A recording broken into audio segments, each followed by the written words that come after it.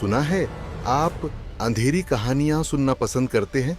अगर हाँ, तो आज मैं आपको एक ऐसी कहानी सुनाऊंगा जिसमें प्यार भी है, नफरत भी, और एक ऐसा बदला जो समय से भी ज्यादा भयानक था।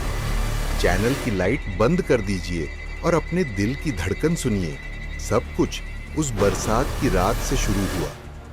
मैं रघु छोटे से गांव के आखिरी घर में रहता था। घर के पीछे एक टिमटिमाती सड़क और उसके आगे एक पुरानी हवेली। हवेली के ऊपर जंग लगी लोहे की बालकनी और नीचे गहरी खाई जहां से रात के वक्त सर्द हवा आती थी, मानो किसी ने दूर से सांस छोड़ी हो। मेरी जिंदगी सीधी थी।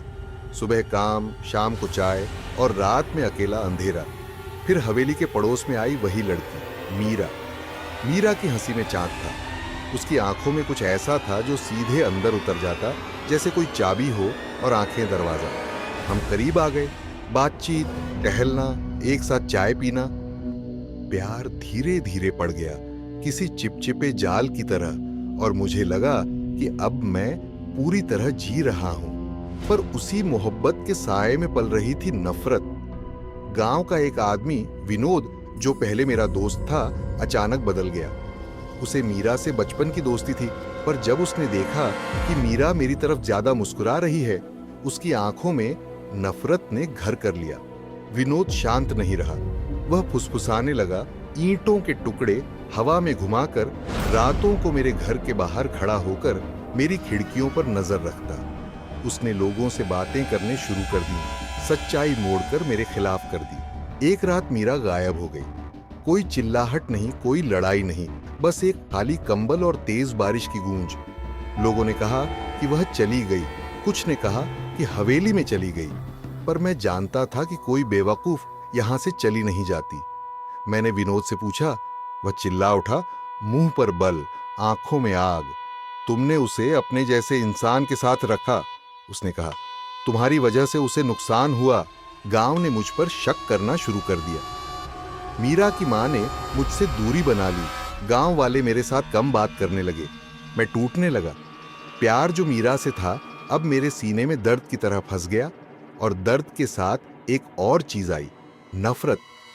नफरत विनोद के लिए नहीं रही। नफरत गांव के उन सभी चेहरों के लिए थी जो चुप रहे। और सबसे खतरनाक, नफरत खुद मेरे लिए जहर बनकर आ गई। मैंने सोचा, अगर मुझे सब कुछ छीन लिया गया है तो मैं भी कुछ छीन लूंगा। मैंने हवेली की ओर रुख किया। वही हवेली जहां लोग डरते हुए नहीं जाते। बार बार वही एक आवाज कान में बोली, वह वही है। मैंने दरवाजा खोला। हवेली भीतर से सांस ले रही थी। पुरानी लकड़ी की दरारें, दीवारों पर काली छापे, और बीच में एक कमरा जहां दीवारों पर खरोंच थी, और बीच में एक छोटा सा बिस्तर।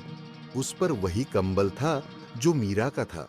मैंने देखा, वहां कुछ चिपका हुआ था, एक छोटा सा टुकड़ा कांच जैसा, और उसके ऊपर खून के सूखे छींटे। मुझे गुस्सा आया, लेकिन साथ में एक अजीब सी शांत भावना भी, जैसे कोई ठंडी लहर मेरे भीतर उतर रही हो। मैंने फैसला किया कि मैं सच लूंगा, सच जो छिपा हुआ था। मैंने उन लोगों को बुलाया और उन सबको एक छोटे से कमरे में इकट्ठा किया। मैंने विनोद का सामना कराया। विनोद ने जो किया वह सजाया गया एक खेल रहा था। उसने लोगों का दिमाग मोड़ा था। उसकी चालाकी इतनी थी कि गांव ने उस पर विश्वास कर लिया। पर जब साक्ष्य सामने आए, खून, कांच और मीरा का कंगन, सबकी आंखें खुल गईं। विनोद ने कराह कर कहा, तुम उसे भूल जाओ, उसने मेरे नाम से खिलवाड़ किया। मैं पागलों की तरह चिल्लाया और लोग मुझ पर टूट पड़े, मानो सच जानना उन पर एक बोझ था। और फिर उस रात गांव के मंदिर की घंटी बजी। मीरा की मां ने चिल्लाकर कहा कि मीरा अपने कमरे में है। सब भागे। हम कमरे तक पहुंचे और वहां मीरा थी, पर वह नहीं थी वही मीरा जिसे मैं जानता था। उसकी आंखें सूखी, चेहरे पर मुस्कान, परंतु बिना जान के। उसके होंठ हिले, पर कोई आवाज नहीं निकली। पर जब उसने मेरी तरफ देखा तो मैंने देखा, उसकी आंखों में वही चाबी थी जो पहले मुझे प्यार देती थी। पर अब उसने कुछ खोला था जो कभी नहीं खुलना चाहिए था। मीरा की आवाज, जो जिंदा में गर्म और मीठी थी, अब खरोंचती हुई निकली। तुमने मुझे भूलने की कसम खाई थी।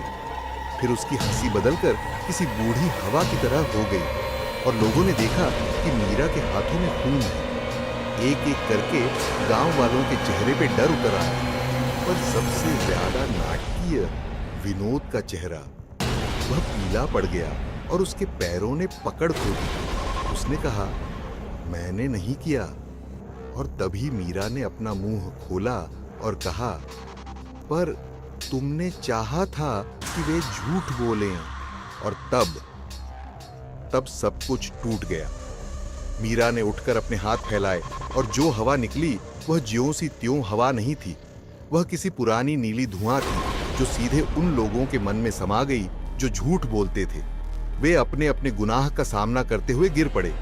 गांव की मिट्टी में चीखें घुल गईं और मैं खड़ा था। मेरे हाथ कांप रहे थे, किंतु मेरे भीतर एक अजीब सुकून।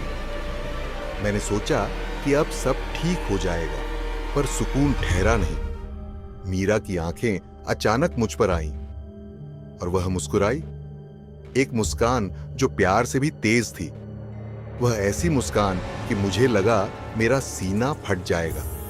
उसने धीरे से कहा, तुमने मुझे बुलाया था रघु। तुमने नफरत को अपने भीतर दबा रखा था। मैंने उसे खिलाया। मैं पीछे हट गया, पर देर हो चुकी थी।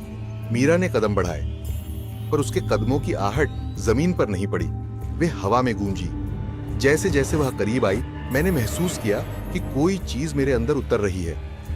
मेरी धड़कनें, मेरी नींद, मेरी यादें, सब कुछ धीरे धीरे ठंडा हो रहा था। मैं चीखा, पर आवाज बाहर जाकर हवा में घुल गई। अब मैं यहां बैठा हूं, आपको यह कथा सुनाते हुए, और कभी कभी जब रात गहराती है, मुझे लगता है कि मेरे पास कोई सांस है जो मेरी गर्दन पर ठंडी गालियों की तरह चलती है। मैं आपसे विनती नहीं कर रहा, बस बता रहा हूं। अगर कभी आपकी आंखों के सामने कोई प्यार मांगने वाली छवि आती है और साथ में कोई सड़ी खुशबू सी हंसी, तो समझ जाइए कि वहां से कुछ आया है जो प्यार और नफरत दोनों से बना है। और अगर अब आप अपने पीछे देखें, तो शायद आप मीरा को देख लें। वह मुस्कुरा रही होगी और उसके होंठ हिले बिना कहेंगे, अब हमारा समय है।